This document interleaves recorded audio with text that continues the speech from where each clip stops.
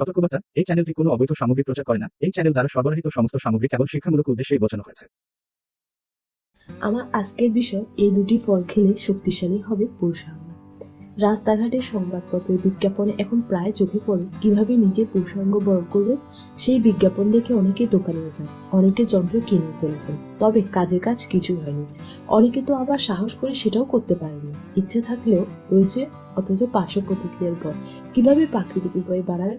ভিডিওটি শুরু করার আগে আমি আপনাকে অনুরোধ করছি, আপনার জীবনকে আনন্দময় করে তুলতে এবং বিভিন্ন স্বাস্থ্য টিপস ও পরামর্শ পেতে চ্যানেলটি সাবস্ক্রাইব করুন আর বেল বাটনে ক্লিক করতে ভুলবেন না কিন্তু। ধন্যবাদ।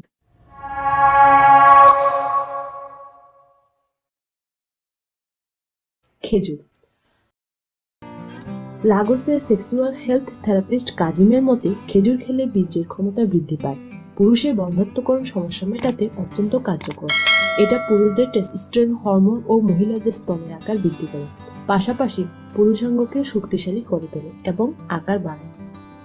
কলা। কলায় থাকে পটাশিয়াম। পটাশিয়াম পুরুষদের হার্ট ভালো রাখে, পাশাপাশি রক্তের সঞ্চালন বাড়ায়।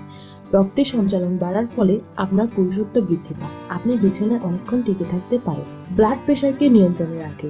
কলায় থাকে ট্রাইপটোফন, যা মুড ভালো করে দেয়। পাশাপাশি থাকে ম্যাগনেসিয়াম ও ম্যাঙ্গানিজ। এই দুই খনিজ বেশিরভাগ পুরুষের শরীরে কম থাকবে, ফলে তাদের পুরুষাঙ্গের বৃদ্ধি বাধাগ্রস্ত হয়।